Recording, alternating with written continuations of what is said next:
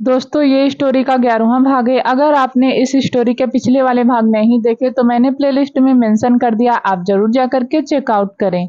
Hospital के बाहर अपनी जेब से अपना फोन निकालते हुए रुद्र ने सिद्धार्थ को कॉल किया और कहा 10 मिनट में बेस पर मिलो। इतना कहकर उसने फोन काट दिया और अपनी कार के अंदर बैठ गया और चला गया। अंडरवर्ल्ड बेस बॉस रुद्र को देखते ही रॉकी ने उसको ग्रीट किया। वह कहाँ है? रुद्र ने पूछा। वह कमरे के अंदर है, रॉकी ने कहा। रुद्र ने सिर हिलाया और पूछा, और कबीर कहाँ है? अपना सिर खुजलाते हुए रॉकी ने कहा, आपको तो पता है कि वह कैसा है। जैसे ही उसने सुना कि इस आदमी ने लेडी बॉस के साथ कुछ गलत किया है, उसने अपना कंट्रोल खो दिया और उस आदमी को टॉर्चर करना शुरू कर दिया। इसलिए मैंने उसे एक कमरे में बंद कर दिया। उसे छोड़ दो और मेरे पास लाओ। रुद्र ने उस कमरे के अंदर जाने से पहले कहा जहां उस आदमी को रखा गया था। हॉस्पिटल आराध्या के वार्ड के बाहर खड़े होकर कुणाल अपने जीजू के बारे में सोच रहा था।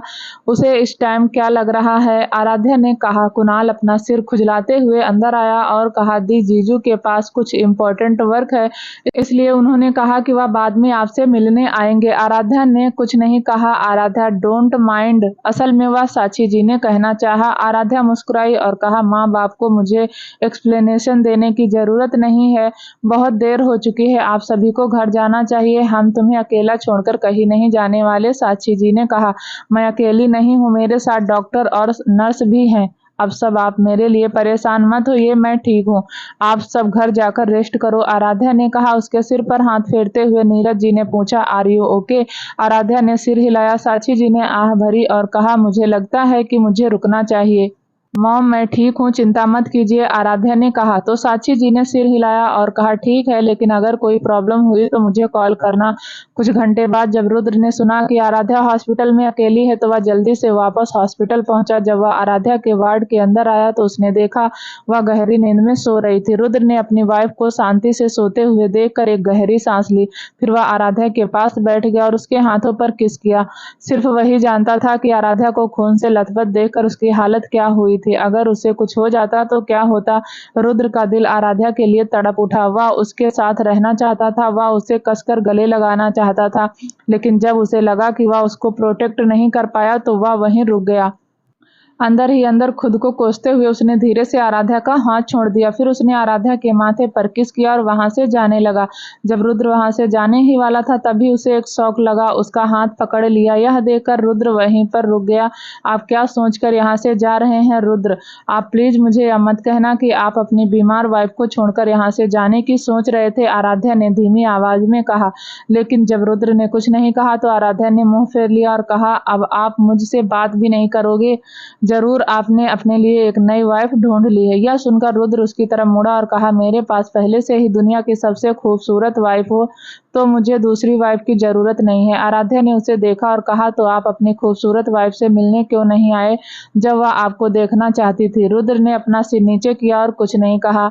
रुद्र क्या बात है? आराध्या ने पूछा। मैं तुम्हें प्रोटेक्ट नहीं कर पाया आराध्या, मैंने तुमसे वादा किया था कि मैं सारी जिंदगी तुम्हें प्रोटेक्ट करूंगा, लेकिन मैं नहीं कर पाया। तुम्हारे साथ रहते हुए भी मैं तुम्हें प्रोटेक्ट नहीं कर पाया। रुद्र ने कहा, वह तो जब मेरे मिस्टर हस्बैंड अब गिल्टी फील करते हैं तो ऐसे लगते हैं। आराध्या मुस्कुराई और फिर उसने उसका हाथ पकड़ा और कहा, यहाँ बैठिए। अपनी वाइफ की बात सुनकर रुद्र वहीं पर बैठ गया। आराध्या ने उसका हाथ पकड़ा और कहा, मेरी बात सुनिए, इसमें आपकी गलती बिल्कुल भी नहीं थी।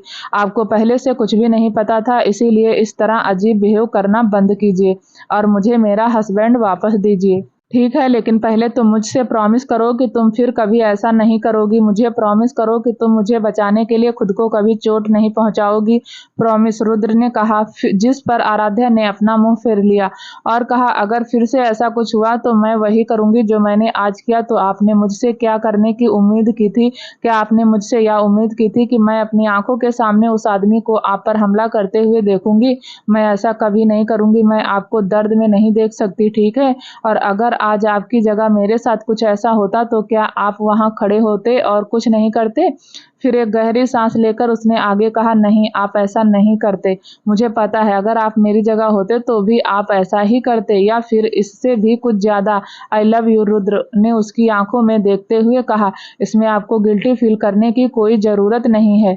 अब हम शादीशुदा हैं और हमारा फर्ज बनता है हम एक दूसरे की हेल्प करें, एक दूसरे के साथ रहें और एक दूसरे को प्रोटेक्ट करें, इसीलिए मैंने भी ऐसा ही किया। आराध्या ने मुस्कुराते हुए कहा, तुम्हारी चोट कैसी है? अभी भी दर्द हो रहा है? क्या तुम चाहती हो कि मैं डॉक्टर को बुलाऊं? रुद्र ने आराध्या की चोट की तरफ देखते हुए कहा, मुझे डॉक्टर की जरूरत नहीं है, मुझे अभी अपने मिस्टर हस्बैंड की जरूरत है, आराध्या ने कहा, अपने पास की खाली जगह को थपथपाते हुए। वह आगे बोली, आप मेरे बगल में सो जाइए।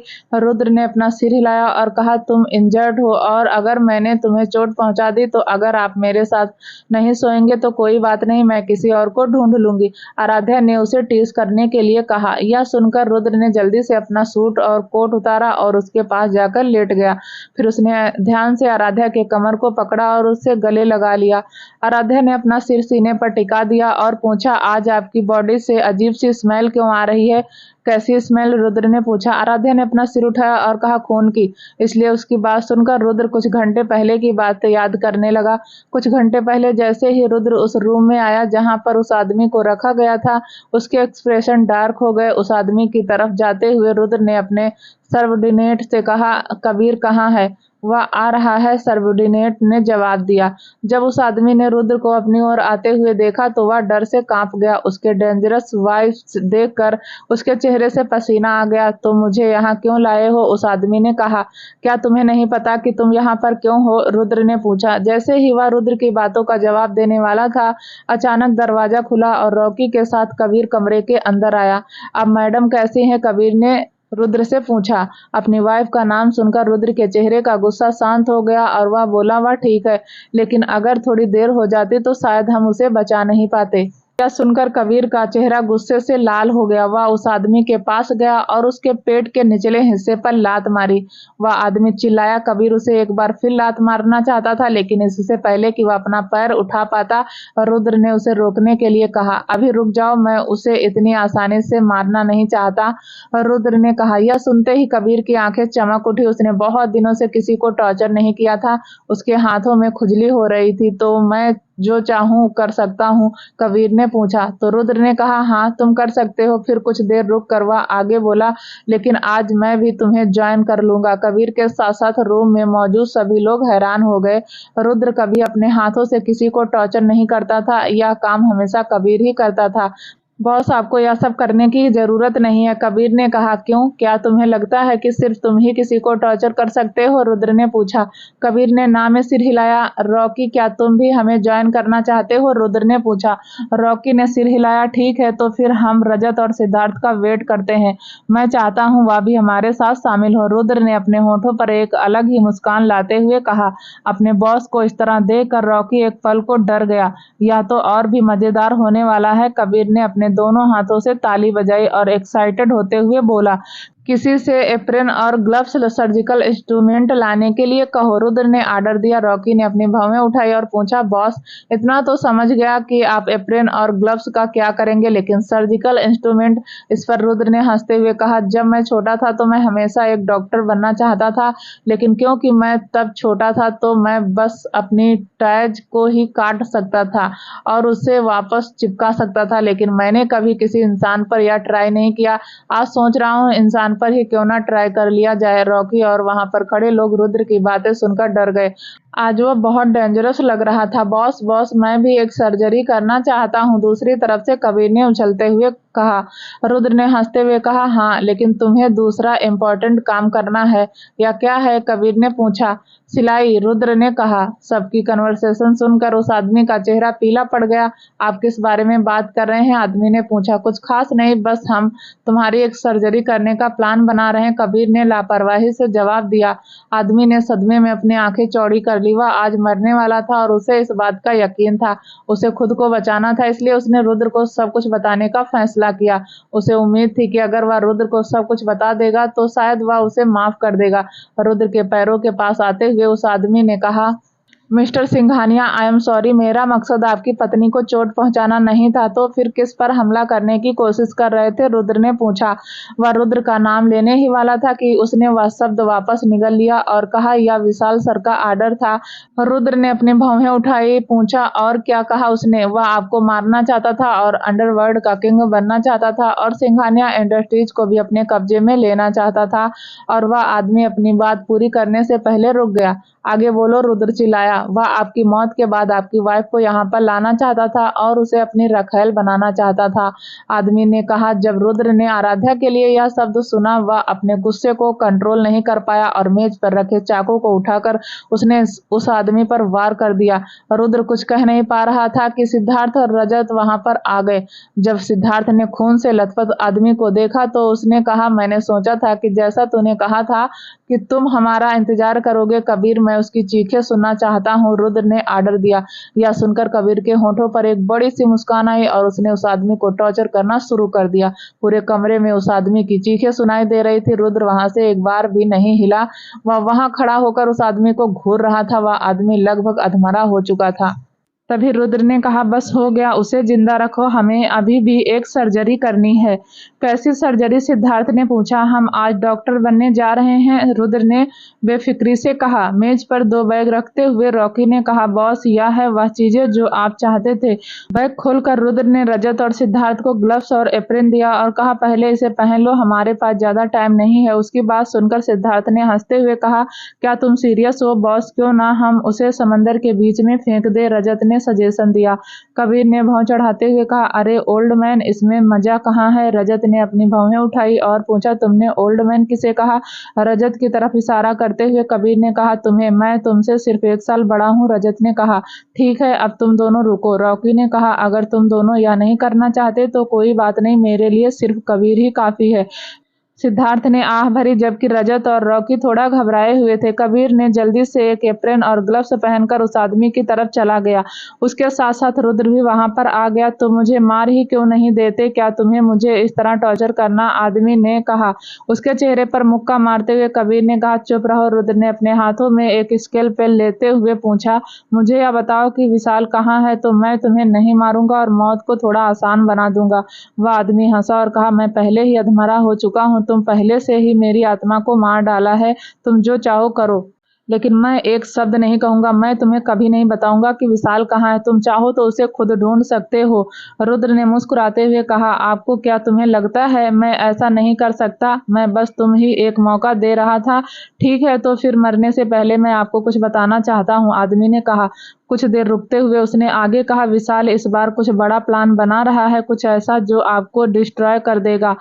इस छोटे से अटैक में आपकी ऐसी हालत है, आपकी वाइफ को बस छोटी सी चोट लगी और आपको देखिए, लेकिन तब क्या होगा जब आपकी आंखों के सामने विशाल आपकी वाइफ को मार डालेगा। रुद्र के एक्सप्रेशन डार्क हो गए जब उस आदमी ने आराध्या का नाम लिया। प्लान चेंज, हम इसकी सर्जरी नहीं करेंगे, एक काम करो, इसके बजाय उसकी जीभ काट दो।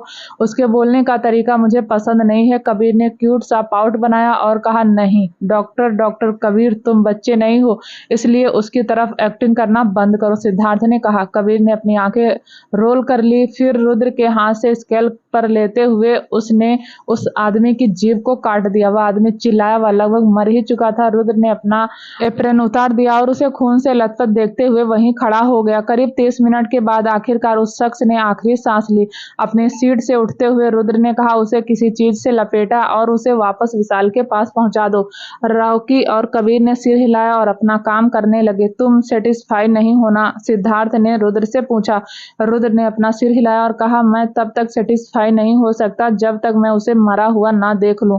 तुम्हें तो पता है ना, तुम बिना उंगली उठाए भी ऐसा कर सकते हो, सिद्धार्थ ने कहा। रुद्र ने मुस्कुराते हुए कहा, अगर मैं ऐसा करूं तो मजा कहाँ है?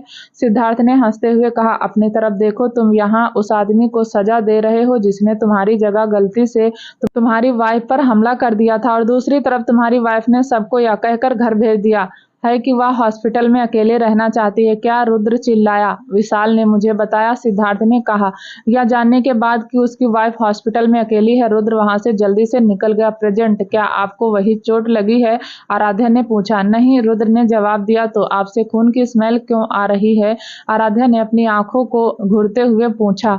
मुझे नहीं पता, मुझे अपने कपड़े बदलने दो। रुद्र ने बेड से नीचे उतरते हुए कहा, आपके कपड़े यहाँ हैं? आराध्या ने पूछा, अपना फोन अपनी जेब से निकालते हुए। रुद्र ने कहा, नहीं, मैं रजत को बोल देता हूँ, वह ले आएगा। जल्द ही रजत हाथ में एक बैग लेकर आ गया। हेलो मैडम, रजत ने आराध्या से कहा। आराध्या ने मुस्कुराते हुए कहा, आह मिस्टर असिस्टेंट, आप कैसे हैं? रजत ने अपना सिर को हिलाया और कहा, मुझे लगता है कि मुझे ही यह पूछना चाहिए था। आराध्या हंसी और कहा, मैं ठीक हूँ। रजत के हाथों से बैग लेते हुए रुद्र ने पूछा, क्या पार्सल को उसके ऑनर को दे दिया गया है? रजत ने कहा, यस सर, जवाब दिया। Safe and sound? रुद्र ने पूछा। रुद्र की बात सुनकर रजत आंखें फाड़े उसे देख रहा था। क्या सेफ एंड साउंड? उन्होंने तो उसमें आदमी को मार कर भेजा था ना? लेकिन रजत ने सिर हिलाया और कहा, हाँ sir, safe and sound. Rudra ने मुस्कुराते हुए कहा, ठीक है, अब तुम घर जा सकते हो और कल से 3 दिनों तक मेरा शेड्यूल फ्री रखना। रजत ने सिर हिलाया और चला गया। 3 दिन क्यों? आराध्या ने पूछा। हाथ में बैग लिए वॉशरूम की ओर बढ़ते हुए रुद्र ने कहा, तुम्हें यहाँ और 2 दिन रुकना होगा, लेकिन उसकी क्या जरूरत है? आप दिन में काम पर जा सकते हैं और रात में वापस आ सकते हैं। आराध्या ने कहा। रुद्र ने रुक कर पूछा, क्या तुम्हें लगता है कि मैं तुम्हें इस हॉस्पिटल में अकेला छोड़ दूंगा? आपको ऐसा करने की जरूरत नहीं है, आराध्या ने कहा। उसकी बातों को नजरअंदाज करते हुए रुद्र वॉशरूम के अंदर चला गया। वहीं दूसरी तरफ, इसे दूर ले जाओ, विशाल चिल्लाया। यह सुनकर सबऑर्डिनेट इतनी जल्दी से उस डेड बॉडी को बाहर निकाला। विशाल वहीं खड़ा हैरानी से उस नोट को घूर रहा था जो उस डेड बॉडी के साथ दिया गया था।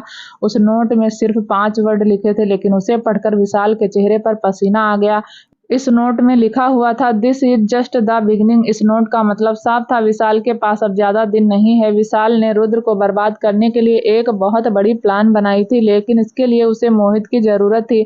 वह रुद्र को हराने के लिए आराध्या का यूज करना चाहता था, क्योंकि विशाल को पता था कि रुद्र अपनी वाइफ के लिए कुछ भी कर सकता है और उसे पूरा यकीन था कि यह प्लान 100% वर्क करेगा। लेकिन उसे इसके लिए टाइम चाहिए था और उसके पास बहुत कम समय था। उसे यह एक्सेप्ट करना पड़ा कि रुद्र पर अटैक करने का प्लान बुरा था। हॉस्पिटल। रुद्र जब वॉशरूम से बाहर आया तो उसने देखा आराध्या पहले ही सो चुकी थी। उसे ब्लैंकेट से ढक दिया। रुद्र अपना लैपटॉप लेकर सोफे पर बैठ गया। 15 मिनट बाद आराध्या अपनी आंखें मलते हुए उठी और रुद्र की तरफ देखकर बोली, आप फिर से देर रात तक काम कर रहे हैं? अपना लैपटॉप नीचे रखते हुए रुद्र ने कहा, बस कुछ मेल चेक कर रहा हूँ। तुम उठ क्यों गई? मेरा बेड, मेरा हस्बैंड वार्मर सोफे पर बैठा कोई बेवकूफी भरा मेल पढ़ रहा है, आराध्या ने अपने होठों को गोल गोल घुमाते हुए कहा। रुद्र ने हंसते हुए कहा, क्या तुम मुझे बेड वार्मर कह रही हो? आराध्या ने सिर हिलाया। बेड के पास आते हुए रुद्र ने कहा, अच्छा ठीक है, तो मैं अपनी सारी जिंदगी तुम्हारा बेड गर्म करने के लिए तैयार हूँ। उसकी बात सुनकर आराध्या मुस्कुराई। बेड पर लेट कर रुद्र ने ध्यान से आराध्या को हग कर लिया। रुद्र के सीने पर हाथ फेरते हुए आराध्या ने कहा, आज हम बाहर जाने वाले थे, लेकिन उस आदमी ने सब कुछ बर्बाद कर दिया। कोई बात नहीं, मैं अगली बार तुम्हें और भी अच्छी जगह पर लेकर जाऊंगा। रुद्र ने कहा, नहीं, हॉस्पिटल से डिस्चार्ज होने के बाद इस बार मैं आपको डेट पर ले जाऊंगी, आराध्या ने कहा। रुद्र ने अपनी भौहें उठाई और पूछा, क्या तुम मुझे डेट पर ले जाना चाहती हो? आराध्या ने सिर हिलाया। रुद्र मुस्कुराया और कहा, फिर मैं इसके लिए रेडी रहूंगा, अब सो जाओ। अपना सिर ऊपर उठाते हुए आराध्या ने रुद्र के होठों पर एक छोटा सा किस किया और कहा, गुड नाइट मिस्टर हस्बैंड। क्या तुम्हें लगता है कि यह काफी था? रुद्र ने पूछा। आराध्या ने हंसते हुए कहा, मैं अभी एक पेशेंट हूँ, तो आपको इसी से काम चलाना होगा। रुद्र ने उसके माथे पर किस किया और कहा, ओके, अब सो जाओ। उसकी बात सुनकर आराध्या ने धीरे से अपनी आंखें बंद कर ली और सो गई। अगली सुबह जब आराध्या नींद से उठी तो रुद्र के पास ही वह सो रही थी। उसने आराध्या को कसकर गले लगाया हुआ था और गहरी नींद में सो रहा था। आराध्या मुस्कुराई, क्योंकि रुद्र के लिए इस तरह सोना बहुत ही रेयर था। इसीलिए उसने डिसाइड किया वह उसे नहीं उठाएगी। तभी एक नर्स हाथ में ट्रे लेकर अंदर दाखिल हुई। आराध्या ने अपना हाथ अपने होठों पर रखते हुए नर्स को चुप रहने का इशारा किया।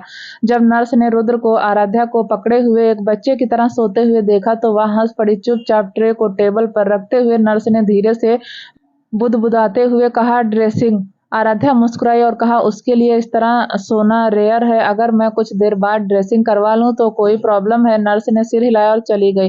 रुद्र के बालों पर हाथ फेरते हुए आराध्या मुस्कुराई और धीरे से फुसफुसाई, good morning mister husband. Rudra ने नींद में ही आराध्या को हक कर लिया, लेकिन अनजाने में ही रुद्र का हाथ आराध्या की चोट पर लग गया। उसकी चीख सुनकर रुद्र ने अपनी आंखें खोली और जल्दी से फिर से उठकर आराध्या से कहा, क्या तुम ठीक हो? क्या मेरी वजह से तुम्हें चोट लग गई? एक फीकी सी मुस्कुराहट के साथ आराध्या ने कहा, नहीं मैं ठीक हूँ, मैंने तुमसे कहा था कि मुझे तुम्हारे बगल में नहीं सोना चाहिए। रुद्र ने कहा, ठीक है कोई बात नहीं, लेकिन आप इतनी शांति से सो रहे थे और मैंने आपको जगा दिया। आराध्या ने कहा। आराध्या का हॉस्पिटल गाउन उठाते हुए रुद्र ने कहा, मुझे तुम्हारी चोट देखने दो। आराध्या ने झटके से अपनी आंखें चौड़ी कर ली। उसने जल्दी से उसका हाथ पकड़ लिया और कहा, आपको ऐसा करने की जरूरत नहीं है। रुद्र ने मुस्कुराते हुए कहा, तुम्हें किस बात में शर्म आ रही है? मैं तुम्हारा पति हूँ, ठीक है, देर सवेर मैं सब कुछ देख लूंगा। आराध्या ने उसके हाथ पर थप्पड़ मारा और कहा, बेशरम। रुद्र ने हंसते हुए कहा, हाँ मगर सिर्फ तुम्हारे लिए, अब मुझे इसे देखने दो। आराध्या ने अपने निचले होंठ को काटा और उसे वह करने देने का फैसला किया जो वह चाहता है। रुद्र ने उसका गाउन उठाया और उसकी चोट को देखने लगा। रुद्र की छुअन से आराध्या के पूरे शरीर में हलचल पैदा हो गई। ड्रेसिंग तो बोलते बोलते सार्थक रुक गया। सामने का नजारा देखकर उसकी आंखें हैरानी से बड़ी हो गई। उसने अपने सामने यह नजारा देखने की उम्मीद भी नहीं की थी। जब नर्स ने उसे बताया कि आराध्या ने ड्रेसिंग करने से मना कर दिया है तो उसने जल्दी से नर्स को कमरे में आने के लिए कहा और खुद भी चला आया। उसे डर था कि कहीं अगर रुद्र ने इस बारे में सुना कि उसने उसकी वाइफ का ठीक से देखभाल नहीं की तो वह उस पर गुस्सा करेगा, लेकिन किसे पता था कि उसे यहाँ आकर यह नजारा देखना पड़ेगा। रुद्र ने जल्दी से आराध्या का गाउन नीचे खींच लिया और कहा, तुम्हें अंदर आने से पहले नॉक करना चाहिए। अच्छा तो तुम्हें भी इस तरह का काम करने से पहले दरवाजा बंद कर देना चाहिए, सार्थक ने कहा। हम कुछ नहीं कर रहे थे, रुद्र ने कहा, लेकिन मैंने देखा। सब कुछ झूठ मत बोलो, सार्थक ने कहा। शट अप, रुद्र ने कहा। सार्थक मुस्कुराया और कहा, वैसे भी तुम एक हॉस्पिटल में हो और तुम्हारी वाइफ इंजर्ड हो गई है तो तुम कुछ दिनों के लिए अपने आप को कंट्रोल नहीं कर सकते। मैंने कहा कि हम कुछ नहीं कर रहे थे, रुद्र चिल्लाया। सार्थक ने हाथ हिलाते हुए कहा, यार चिल्लाओ मत, यह एक हॉस्पिटल है। रुद्र ने अपनी आंखें घुमाई और कुछ कहने ही वाला था कि आराध्या ने पूछा, क्या आप दोनों एक दूसरे को जानते हैं? सार्थक ने अपना गला साफ किया और कहा, हाँ भाभी, मेरा नाम सार्थक है और मैं आपका डॉक्टर हूँ। हम पहले मिल चुके हैं, लेकिन आप उस समय बेहोश थी इसलिए आपको याद नहीं। मैं रुद्र का दोस्त हूँ। आराध्या मुस्कुराई और कहा, डॉक्टर सार्थक, आपसे मिलकर अच्छा लगा। सार्थक मुस्कुराया और कहा, आप मुझे सार्थक कह सकती हैं। वैसे आप दोनों को परेशान करने के लिए सॉरी, पर मुझे कुछ इम्पोर्टेंट बात करनी थी। फिर कुछ देर रुककर उसने आगे कहा, आपके घाव को हर 8 से 10 घंटे के बाद सफाई और ड्रेसिंग की जरूरत है। यदि नहीं हुई तो यहाँ पर इन्फेक्शन हो सकता है, इसलिए आपको इस तरह नर्स को नहीं भेजना चाहिए था। तुमने नर्स को भेज दिया? रुद्र ने पूछा। आप सो रहे थे और मैं आपको जगाना नहीं चाहती थी, आराध्या ने कहा। रुद्र ने आह भरी और कहा, तुम मुझे जगा सकती थी, लेकिन आप बहुत क्यूट लग रहे थे, आराध्या ने कहा। उसकी बात सुनकर सार्थक ने हंसते हुए कहा, हा हा हा, रुद्र क्यूट? भाभी आप सच में अच्छा मजाक कर लेती हैं। अरे ऐसा मत कहो, मेरा हस्बैंड क्यूट है, ठीक है, कम से कम वह तुमसे ज्यादा क्यूट है, आराध्या ने कहा। सार्थक ने अपना गला साफ किया और कहा, हाँ ठीक है, आज मुझे आपके कुछ टेस्ट करने पड़ेंगे। नर्स की ओर मुड़ते हुए सार्थक ने कहा, उसकी ड्रेसिंग करने के बाद टेस्ट का अरेंजमेंट करो, हमें एक बड़े बेड की जरूरत है, रुद्र ने कहा। सार्थक ने अपनी आंखें घुमाई और कहा, क्या तुम कुछ दिनों के लिए सोफे पर नहीं सो सकते? लेकिन मैं उनके बिना नहीं सो सकती, आराध्या ने कहा। सामने खड़े कपल के बीच के प्यार को देखकर सार्थक ने गहरी सांस ली। नर्स की ओर मुड़ते हुए सार्थक ने कहा, हॉस्पिटल मैनेजमेंट से रुद्र के लिए एक बड़ा बेड का अरेंजमेंट करने के लिए कहो। शर्मा हाउस मोहित हाथ में शराब का गिलास लिए अपने स्टडी रूम में बैठा था। वह अभी भी उस सीन के बारे में सोच रहा था जो उसने देखा था। वह शर्मा इंडस्ट्रीज को बचाना चाहता था, लेकिन उसे विशाल बिल्कुल भी पसंद नहीं था। हालांकि रुद्र बच गया, लेकिन फिर भी उस आदमी ने उस इंसान पर हमला करने की कोशिश की जिससे सब डरते हैं। इसीलिए वह विशाल के साथ काम करना नहीं चाहता था। वह अपने ख्यालों में खोया हुआ था कि स्टडी रूम का दरवाजा खुला और जानवी अंदर आ गई। तुम इस टाइम ड्रिंक कर रहे हो? जानवी ने पूछा। गिलास से एक घूंट लेते हुए मोहित ने कहा, बस एक घूंट ले रहा हूँ। उसकी ओर आते हुए जानवी ने कहा, मुझे पता है तुम परेशान हो, लेकिन इस तरह ड्रिंक करने से हमारी प्रॉब्लम का सल्यूशन नहीं मिलेगा। मैं जानता हूँ, मोहित ने कहा। उस आदमी का क्या हुआ जिसने कल तुम्हें मिलने के लिए बुलाया था? जानवी ने पूछा। मैं उसके प्रपोजल को रिजेक्ट करने का प्लान बना रहा हूँ, मोहित ने कहा। क्यों? जानवी ने पूछा। वह डेंजरस है, मोहित ने कहा। जानवी ने एक गहरी सांस ली और कहा, अगर वह हमें इस क्राइसिस से बचा सकते हैं तो उन्हें यह करना चाहिए। हम चुपचाप बैठकर हमारी अब कंपनी को यूं टूटते हुए नहीं देख सकते। तुम उसके प्रपोजल को एक्सेप्ट कर लो, बाद में अगर तुम्हें यह ना पसंद आए तो तुम इससे बाहर निकल सकते हो। मोहित काफी देर तक चुप रहा। फिर उसने अपना फोन और कार्ड निकाला जो विशाल ने उसे दिया था और उसने विशाल का नंबर डायल किया। मिस्टर मोहित, मुझे पता था कि आप कॉल जरूर करेंगे, विशाल ने कहा। मोहित कुछ देर रुका और कहा, मैं आपका प्रपोजल एक्सेप्ट करना चाहता हूं। लेकिन विशाल ने हंसते हुए कहा, नहीं, अब कोई नहीं, लेकिन एक बार जब हम बिजनेस पार्टनर बन जाएंगे तो आप मेरी बात सुनेंगे। कुछ देर रुककर विशाल ने कहा, और मैं तुम्हारी सुन लूंगा। मोहित की आंखें छोटी हो गई। उसे अब भी कुछ अजीब सा लग रहा था। मैं आपके साथ कॉन्ट्रैक्ट करना चाहता हूँ, मोहित ने कहा। विशाल ने मुस्कुराते हुए कहा, तुम्हारे टर्म्स एंड कंडीशन एंड मेरे सिग्नेचर। कॉन्ट्रैक्ट रेडी होने के बाद मैं आपसे कॉन्टैक्ट कर लूंगा। इतना कहने के बाद मोहित ने फोन कट कर दिया। क्या हुआ, जानवी ने एक्साइटमेंट में पूछा। मोहित ने आह भरी और कहा, वह मान गया, लेकिन मुझे अब भी लगता है कि यह एक अच्छा आइडिया नहीं है। तुम ज्यादा सोच रहे हो। अगर वह हमें बचाना चाहता है तो इसका मतलब वह एक अच्छा इंसान है। वह हमारी मदद जरूर करेगा, जानवी ने कहा। मोहित, जो अभी भी उलझन में था, उसने कुछ नहीं कहा। वहीं दूसरी तरफ फोन बंद करने के बाद विशाल के होंठों के कोने मुड़ गए, क्योंकि मोहित उसके अपने अगले प्लान को एग्जीक्यूट करने के लिए बहुत इंपॉर्टेंट था, क्योंकि वह उसका सबसे बड़ा हथियार था। जब विशाल ने आराध्या की इन्वेस्टिगेशन की तो उसने मोहित और आराध्या के बीच की कहानी के बारे में सुना। वह तो बहुत हैरान था जब उसे पता चला कि आराध्या किसी और से प्यार करती थी, लेकिन मेन क्वेश्चन यह था कि उसने रुद्र से शादी क्यों की जब वह किसी और से प्यार करती थी। इसे जानने के लिए वह बहुत ज्यादा एक्साइटेड हो गया। जब उसने इस बारे में आगे इन्वेस्टिगेशन की तो उसे रुद्र और आराध्या के फ्लैश मैरिज का फैक्ट पता चला। पहले उसने सोचा था कि रुद्र आराध्या से प्यार नहीं करता, वह सिर्फ उसके बॉडी को पसंद करता है, लेकिन बाद में उसे एहसास हुआ कि आराध्या उसके लिए कितना मैटर करती है। विशाल मानता था आराध्या के लिए दिल में रुद्र के लिए कोई फीलिंग नहीं थी, तो क्या उन दोनों के बीच थोड़ी सी मिसअंडरस्टैंडिंग क्रिएट करना मुश्किल नहीं होगा। यही सब सोचकर उसने मोहित से कांटेक्ट किया, क्योंकि मोहित को वह उन दोनों के बीच में मिसअंडरस्टैंडिंग करने के लिए यूज करना चाहता था। लेकिन जब उसने आराध्या को रुद्र की जान बचाने के लिए खुद की जान खतरे में डालते देखा तो उसे लगा कि आराध्या भी शायद रुद्र से प्यार करती है। लेकिन फिर उसने उसको अपने दिमाग से निकाल दिया, क्योंकि कुछ हफ्ते पहले ही आराध्या मोहित के प्यार में पागल थी। इतनी जल्दी किसी और से प्यार हो जाना आसान नहीं था। शायद उसने हेमनेटी के लिए उसे बचाया होगा। विशाल को लगता था उसका प्लान एक्सीलेंट है और यह जरूर सक्सेसफुल होगा। क्या उसने सोचा था कि उसका रिश्ता बहुत कमजोर है? क्या उसने यह सोचा था कि उन दोनों के बीच मिसअंडरस्टैंडिंग क्रिएट करना बहुत आसान होगा? क्या उसने सच में यह सोचा था कि उसका प्लान एक एक्सीलेंट है और वह इससे रुद्र को हरा सकता है? हॉस्पिटल रिपोर्ट कैसी है, रुद्र ने पूछा। रिपोर्ट उठाते हुए सार्थक ने कहा, सब कुछ ठीक है, लेकिन तुम्हारी वाइफ बहुत पतली है और उसके खून में हीमोग्लोबिन की कमी है। क्या तुम उसे ठीक से खाना नहीं खिलाते? रुद्र ने अपनी आंखें सिकोड़ ली और सार्थक के हाथ से रिपोर्ट छीनकर पढ़ने लगा। यह सच था, आराध्या का ब्लड थोड़ा कम था और उसके खून में हीमोग्लोबिन की कमी थी। इसका सलूशन क्या है, रुद्र ने पूछा। सार्थक ने अपना सिर झुका लिया और कहा, ज्यादा कुछ नहीं, उसे हेल्दी खाना खिलाओ। हालांकि हमने उनके बॉडी से पॉइजन पूरी तरह से निकाल दिया है, लेकिन फिर भी मैं कुछ दिनों के लिए उसे ऑब्जर्वेशन में रखना चाहता हूँ। रुद्र ने सिर हिलाया और पूछा, क्या मेरा पॉइजन तैयार है? सार्थक ने मुंह फेर लिया और कहा, मेरा पॉइजन से तुम्हारा मतलब क्या है? इसे मैं बनाने वाला हूं तो यह मेरा है, ठीक है, मेरा तुम्हारा नहीं। मैंने बस तुमसे एक सवाल पूछा है तो उसका जवाब दो, रुद्र ने कहा।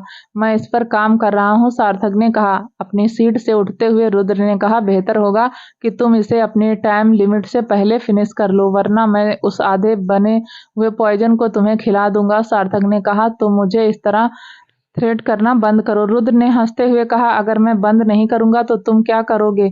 कुछ देर सोचते हुए सार्थक ने कहा, मैं तुम्हारी वाइफ को उस लड़की के बारे में बताऊंगा जिससे तुम कॉलेज में चाहते थे। हालांकि सार्थक ने बहुत साल पहले इंडिया छोड़ दिया था, लेकिन सिद्धार्थ उसे हमेशा कॉल करता था और उसने ही उस लड़की के बारे में बताया था जिसे रुद्र पसंद करता था। लेकिन बाद में सिद्धार्थ ने उसे बताया कि लड़की की शादी किसी और से हो रही है।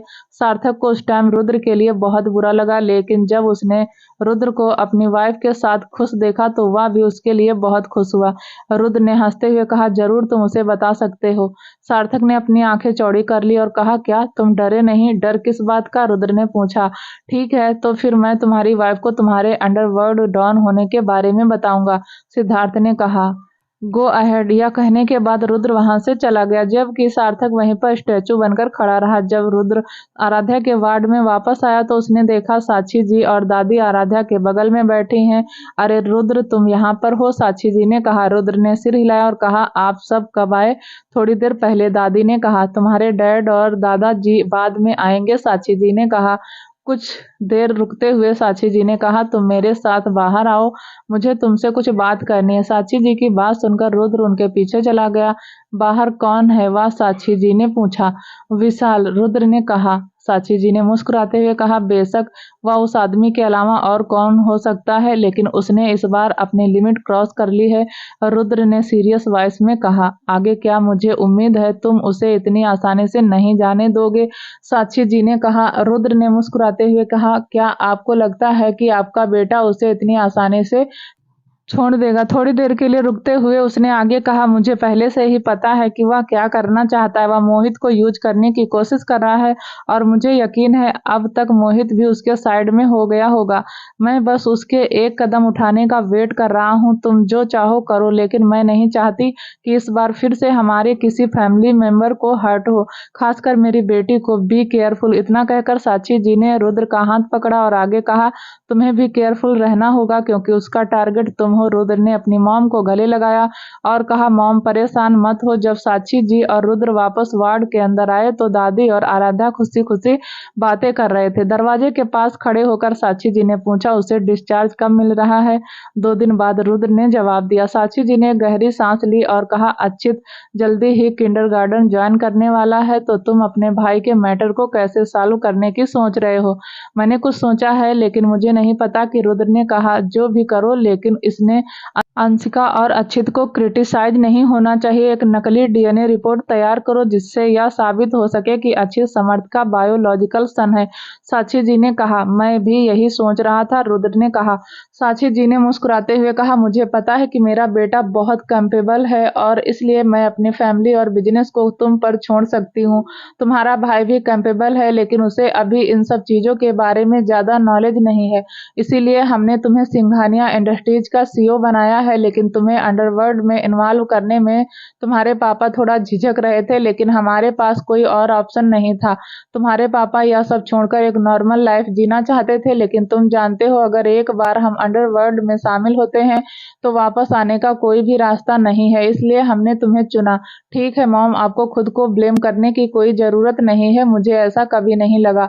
इसके अलावा मैं आपका बेटा हूँ, अगर मैं नहीं तो आप किससे सब कुछ संभालने की उम्मीद करती हैं?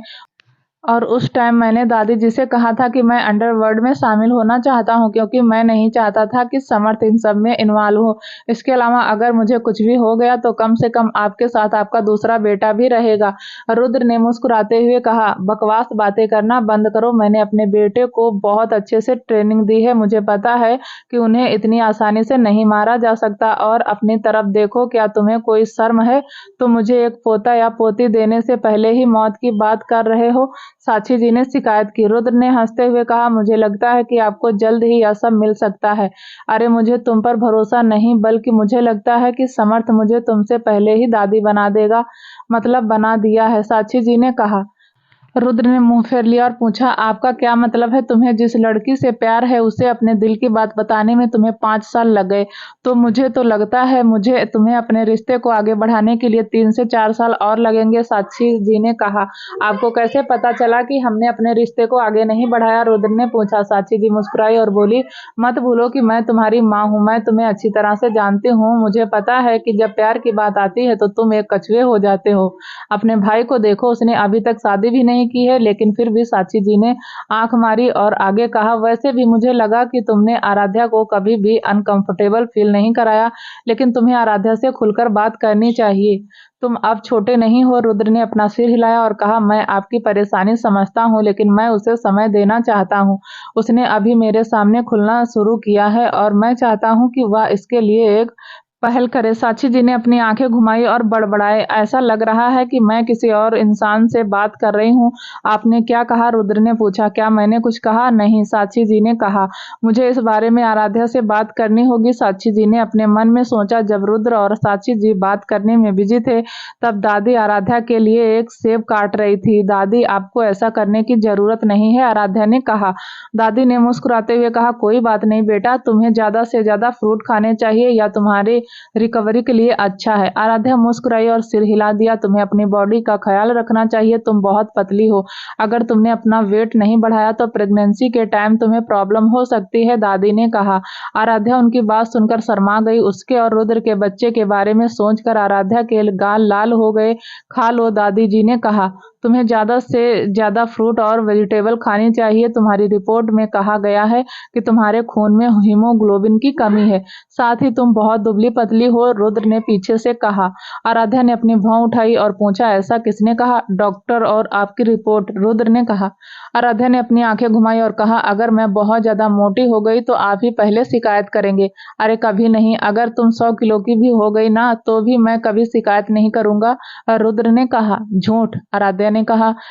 मैं झूठ क्यों बोलूंगा? रुद्र ने पूछा। क्योंकि आप झूठे हो, आराध्या बोली। उन दोनों को आपस में बहस करते हुए देख साक्षी जी और दादी मुस्कुरा रही थी। आराध्या के पास आकर साक्षी जी ने उसके सर पर किस किया और कहा, जल्दी घर आओ, हम तुम्हारे लिए वेट करेंगे। दादी ने उसका सिर थपथपाया और साक्षी जी के साथ कमरे से निकल गई। वहीं दूसरी तरफ, वह कैसी है? बूढ़े ने अपने सब ऑर्डिनेट में से एक से पूछा। सब ऑर्डिनेट ने अपना सिर नीचे किया और कहा, वह ठीक है सर। बूढ़े ने सिर हिलाया और कहा, विशाल के बारे में क्या? वह अभी भी अपने पिछले प्लान पर फोकस कर रहा है, सब ऑर्डिनेट ने कहा। बूढ़े आदमी ने आह भरी, वह मौत को गले लगा रहा है। वैसे भी उसके बारे में अभी के लिए भूल जाओ। रुद्र सिंघानिया को एक ईमेल भेज दो और उन्हें केयरफुल रहने के लिए कहो। सब ऑर्डिनेट ने सिर हिलाया, लेकिन वह हैरान था। पिछले कुछ हफ्तों से उसका बॉस रुद्र सिंघानिया की मदद कर रहा था और वह समझ नहीं पा रहा था कि ऐसा क्यों है। हॉस्पिटल, रुद्र अपने लैपटॉप के साथ सोफे पर बैठा था, जबकि आराध्या बेड पर लेटी हुई थी। रुद्र की तरफ देखते हुए आराध्या ने कहा, आपकी वाइफ आपको आधे घंटे से घूर रही है और खुद को देखो, आपने अपनी वाइफ पर ध्यान ही नहीं दिया। रुद्र ने आह भरी और कहा, तुम क्या चाहती हो? आपका अटेंशन, आराध्या बोली। लैपटॉप बंद करके वह तो फिर से उठा और बेड की ओर चलने लगा। बेड पर आकर उसने आराध्या को अपनी बाहों में भर लिया और पूछा, क्या इतना अटेंशन काफी है? उसके सीने में सिर रखते हुए आराध्या ने हाँ में सिर हिलाया। फिर उसके सीने में उंगली घुमाते हुए आराध्या ने पूछा, तो आप मुझे सब कुछ कब बताने वाले हो? क्या सब कुछ? रुद्र ने पूछा। वह आदमी कौन था और उसने आप पर अटैक क्यों किया था? इतना कहकर आराध्या ने गहरी सांस ली और आगे बोली, मुझे पता है कि आप मुझसे बहुत कुछ छुपा रहे हैं, लेकिन आपको नहीं लगता कि आपसे जुड़ी हर बात को जानने का हक है मेरा? रुद्र ने कुछ नहीं कहा और अपनी आंखें खोलते हुए रुद्र ने गहरी सांस ली। वह उससे बात करना चाहता था, लेकिन कुछ उसे रोक रहा था। उसे डर था कि सच जानने के बाद आराध्या उसे नफरत करेगी और उसे छोड़कर चली जाएगी। उसे ब्लैंकेट से कवर करते हुए रुद्र ने उसके कानों में फुसफुसाया, आई लव यू। आराध्या उसकी बात पर हंसी और कहा, आप कह रहे हो कि आप मुझसे प्यार करते हो, लेकिन आप मुझ पर भरोसा नहीं करते। यह कितना फनी है। ऐसा नहीं है कि मुझे तुम पर भरोसा नहीं है, रुद्र ने कहा। पर क्या? आराध्या ने पूछा। कुछ नहीं, बस सो जाओ, इन बातों पर ध्यान मत दो। रुद्र बेड से नीचे उतरते हुए बोला, तो अब आप बाहर जा रहे हैं? एक्सीलेंट, आराध्या ने कहा। रुद्र ने आह भरी और कहा, मैं बाहर नहीं जा रहा हूं, मैं बस तुमसे आर्गुमेंट नहीं करना चाहता। तो आप यह कहना चाहते हैं कि मैं आपके बिजनेस में टांग अड़ा रही हूं? आराध्या ने कहा। लेकिन उसकी बातों का बिना कोई जवाब दिए रुद्र वार्ड से बाहर चला गया। दरवाजे की ओर एक पिलो फेंकते हुए आराध्या बोली, ठीक है, आप मुझे अकेला छोड़कर जा रहे हो तो फिर वापस मत आना। आराध्या गुस्से में बेड से नीचे उतर गई, लेकिन तभी उसे एक तेज दर्द हुआ। दर्द को कंट्रोल करने के लिए उसने अपना हाथ अपनी चोट की तरफ जगह पर रखा और अपनी आंखें बंद कर ली। फिर उसने धीरे से अपनी आंखें खोली, तब उसे अपने हाथ पर कुछ गीला महसूस हुआ। उसने हाथ ऊपर उठाया तो देखा वहां पर खून था। लेकिन तभी एक नर्स ड्रेसिंग करने के लिए आराध्या के वार्ड में आई। जब नर्स ने आराध्या को ऐसे देखा तो वह घबरा गई और बोली, मिसेस सिंघानिया, आपको क्या हुआ? वह फिर जल्दी से आराध्या की तरफ गई। उसके चोट पर लगे खून के धब्बों को देखकर कहा, आप यहीं रुके, मैं डॉक्टर को बुलाकर लाती हूँ। जल्द ही सार्थक वार्ड में आया और आराध्या को देखते हुए बोला, भाभी क्या हुआ? आपका घाव फिर से कैसे खुल गया? और आपका पति कहाँ है? वह यहाँ पर नहीं है और तुम उसे कॉल मत करना और अभी जो हुआ उस बारे में कुछ भी मत बताना। आराध्या ने कहा, लेकिन सार्थक ने कहना चाहा। मैंने कहा नहीं का मतलब नहीं, नहीं तो मैं तुम्हें अपना इलाज नहीं करने दूंगी। आराध्या बोली। सार्थक ने कुछ देर सोचा और कहा, ठीक है, अब आप लेट जाओ और मुझे आपकी चोट को देखने दो। आराध्या ने अपना सिर हिलाया और उसकी बात मानकर वहां पर लेट गई। नर्स की ओर मुड़ते हुए सार्थक ने कहा, उसे एनेस्थीसिया दे दो। नर्स ने जल्दी से आराध्या को एनेस्थीसिया का इंजेक्शन दिया और जल्दी से ही आराध्या सो गई। उसके घावों को वापस सिलने के बाद सार्थक ने आह भरी, वह इतना तो समझ गया था, क्यों ना उन दोनों के बीच कुछ जरूर हुआ है। सार्थक रुद्र को फोन करना चाहता था लेकिन उसने किया नहीं। वह मुस्कुराया और बोला, माय स्वीट फ्रेंड, मैं भी देखना चाहता हूँ कि तुम इस चीज को कैसे हैंडल कर सकते हो। उसके जागने के बाद मुझे कॉल करना, सार्थक ने कहा। फिर नर्स को कुछ समझाकर वार्ड से बाहर निकल गया। इन कुछ दिनों में वह बहुत बिजी था। पहले हॉस्पिटल पेशेंट, उसके बाद उसे एक पॉइजन भी बनाना था। अंडरवर्ल्ड में रुद्र सिद्धार्थ और रॉकी के साथ सोफे पर बैठा हुआ था। तुम्हारी आराध्या के साथ लड़ाई हुई थी क्या? सिद्धार्थ ने पूछा। रुद्र ने आह भरी और कहा, यह लड़ाई नहीं थी, यह बस एक छोटा सा आर्गुमेंट था। उसकी बात सुनकर सिद्धार्थ ने हंसते हुए कहा, जब एक कपल के बीच आर्गुमेंट होता है तो उसे लड़ाई ही कहा जाता है। रुद्र ने अपनी भौहें उठाई। क्या उन दोनों ने सच में आपस में लड़ाई की थी? तो तुम अब क्या करने की सोच रहे हो? सिद्धार्थ ने पूछा। रुद्र ने अपना सिर नीचे किया और कहा, वह सब कुछ जानना चाहती है और इसमें गलत क्या है? सिद्धार्थ ने पूछा। मैं उसे बस यह सब नहीं बताना चाहता, रुद्र ने कहा। और तुम उसे बताना क्यों नहीं चाहते? सिद्धार्थ ने पूछा। क्योंकि वह यह सब कुछ जानने के बाद मुझसे नफरत करेगी और अगर वह भाग गई तो क्या होगा? रुद्र ने कहा। सिद्धार्थ ने आह भरी और कहा, वह तुम्हारी पत्नी है भाई, उसे भी सब कुछ जानने का हक है। इसके अलावा तुम कितने दिनों तक यह सब उससे छुपा सकते हो? वह एक ऐसे इंसान की वाइफ है जो अंडरवर्ल्ड का किंग है और उसे तुम्हारे बारे में जानने का पूरा हक है। थोड़ी देर के लिए रुकते हुए सिद्धार्थ ने कहा, उससे यह सब मत छुपाओ और तुम्हारे झूठ की वजह से तुम्हारे रिश्ते में दरार पड़ सकती है। रुद्र ने कुछ नहीं कहा। सिद्धार्थ मुस्कुराया और कहा, अपनी पत्नी के पास वापस जाओ और उसे मनाओ। रुद्र ने एक गहरी सांस ली और कहा, उसने मुझे वापस न आने के लिए कहा है, वह मेरा चेहरा नहीं देखना चाहती। उसकी बात सुनकर सिद्धार्थ और रॉकी जोर से हंसने लगे। अंडरवर्ल्ड के किंग रुद्र सिंघानिया को उसकी वाइफ ने बाहर निकाल दिया, यह एक बड़ी न्यूज है। सिद्धार्थ ने किसी तरह अपनी हंसी को कंट्रोल करते हुए कहा। रुद्र ने अपनी आंखें घुमाई। उसे अपनी पत्नी से बहस करने और उसे अकेला छोड़ने का पछतावा हुआ। अब पछताने से कुछ नहीं होगा सर। रॉकी भी अपनी हंसी को कंट्रोल करने की कोशिश करते हुए कहा। रुद्र कुछ कहने वाला था कि एक सब ऑर्डिनेट अंदर आया और कहा, सर, हमें अननोन सोर्स से एक ईमेल आया है जिसे ट्रैक नहीं किया जा सकता। सब ऑर्डिनेट के हाथ से टैब लेते हुए रॉकी ने सिद्धार्थ को देखा। सिद्धार्थ ने ईमेल पढ़ने के बाद अपनी भौहें उठाई। बूढ़ा आदमी। रुद्र ने कहा, हाँ वही है। सिद्धार्थ ने सब ऑर्डिनेट को टाइम पास करते हुए कहा। जब रुद्र ने ईमेल पढ़ा तो वह मुस्कुराया। ईमेल में कहा गया था, मेढक अभी भी तितली का पीछा कर रहा है, हो सके तो मेढक को रोको। अगर आपको मदद चाहिए तो आप हमेशा मुझ पर भरोसा कर सकते हैं। मैं समझता हूँ कि विशाल यह सब क्यों कर रहा है, लेकिन बूढ़ा अचानक हमारे साथ फ्रेंडशिप करने की कोशिश क्यों कर रहा है? रॉकी ने पूछा। हमें भी इसकी वजह जानना है, सिद्धार्थ ने कहा। सबने रुद्र की तरफ देखकर पूछा, कल सुबह मुझे मेरी वाइफ के लिए कुछ फ्लावर लेना है और तुम्हें मेरी हेल्प करनी होगी। मैं बस आज रात यहीं रहूंगा और कल सुबह वापस जाऊंगा, रुद्र ने कहा। ओके बॉस, रॉकी ने कहा। अब जबकि बूढ़े ने पहले ही यह मेंशन कर दिया है, मुझे लगता है विशाल मेढक नहीं, वह एक लोमड़ी है, वह एक धूर्त लोमड़ी है, सिद्धार्थ ने कहा। रुद्र ने मुस्कुराते हुए कहा, चलो देखते हैं वह आगे क्या करने की प्लानिंग कर रहा है, लेकिन तुम आराध्या के साथ साथ अंशिका और अच्युत की भी सिक्योरिटी बढ़ा दो। तुम इसके बारे में चिंता मत करो, मैं सब कुछ संभाल लूंगा, सिद्धार्थ ने कहा। वैशाली के लिए भी बॉडीगार्ड का अरेंजमेंट कर लो, रुद्र ने कहा। सिद्धार्थ ने आह भरी और सिर हिलाया। वह वैशाली को अपनी अपने बारे में सब कुछ बताने की प्लानिंग कर रहा था। जितनी जल्दी हो इतना अच्छा। हॉस्पिटल जब आराध्या सोकर उठी तब तक सुबह हो चुकी थी। मिसेस सिंघानिया, आप उठ गई? मैं डॉक्टर को कॉल करती हूँ, वह आपको चेक करेंगे, नर्स ने कहा। आराध्या ने सिर हिलाया। कमरे के चारों ओर देखते हुए वह समझ गई थी कि रुद्र वापस नहीं आया था। वह मुस्कुराई और अपने आप से कहा, उसे कोई परवाह नहीं है। आराध्या ने कोने की टेबल से अपना फोन उठाया और अपने बेस्ट फ्रेंड का नंबर डायल किया। आराध्या, वैशाली ने कहा, क्या तुम आज हॉस्पिटल आ सकती हो और मुझे यहाँ से ले जा सकती हो? आराध्या ने पूछा। वैशाली ने सिर हिलाया और कहा, बिल्कुल। क्या तुम्हें डिस्चार्ज मिल गया? मैं ले लूंगी, आराध्या ने कहा। वैशाली को लगा कुछ गड़बड़ है, इसीलिए उसने पूछा, आराध्या क्या हुआ? कुछ नहीं, बस जब तुम हॉस्पिटल आओगी तब मेरे लिए कपड़े एक सेट ले आना, आराध्या ने कहा। मिस्टर सिंघानिया कहाँ है? वैशाली ने पूछा। उसकी बात सुनकर आराध्या कुछ देर चुप रही, फिर एक गहरी सांस लेते हुए बोली, उसे परेशान मत करना और मेरे बारे में कुछ मत बताना। अगर तुम नहीं आना चाहती तो कोई बात नहीं, मैं कैब से चली आऊंगी। क्या तुम पागल हो? मैं बस 1 घंटे के अंदर वहां पर आती हूँ, वैशाली ने कहा।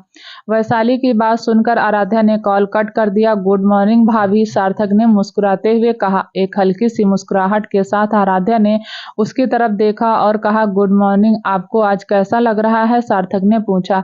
मुझे बहुत अच्छा लग रहा है, आराध्या ने जवाब दिया। यह तो बहुत अच्छी बात है, सार्थक ने कहा। क्या मुझे आज डिस्चार्ज मिल सकती है? आराध्या ने पूछा। सार्थक ने सिर हिलाया और कहा, नहीं, आपको अभी तो डिस्चार्ज नहीं मिल सकता, आपको 2 दिन यहाँ पर और रुकना होगा। आराध्या ने आह भरी और कहा, प्लीज अंडरस्टैंड, मैं यहाँ पर बोर हो रही हूँ, मैं घर जाकर रेस्ट करना चाहती हूँ। अगर मैं हॉस्पिटल में रही तो मैं और ज्यादा बीमार हो जाऊंगी। लेकिन सार्थक ने उसे रोकते हुए कहा, प्लीज, आराध्या ने उसे रिक्वेस्ट करते हुए क्यूट सा चेहरा बनाकर कहा, और वह इस समय सच में बहुत क्यूट लग रही थी और सार्थक क्यूट लड़कियों को कभी रिजेक्ट नहीं कर सकता था। अपने आप को अंदर से कोसते हुए उसने कहा, अरे भाभी, ऐसा चेहरा मत बनाओ, अगर रुद्र को पता चल गया ना तो वह मुझे मार डालेगा। उसे तुम बताना ही मत, मेरी बेस्ट फ्रेंड मुझे लेने आ रही है, आराध्या ने कहा। सार्थक ने अपना सिर हिलाया और कहा, नहीं, रुद्र के परमिशन के बिना आपको डिस्चार्ज देना किसी भूखे शेर के सामने बिना कपड़ों के खड़े होने जैसा है। बिना कपड़ों के भूखा शेर डिफरेंस क्या है?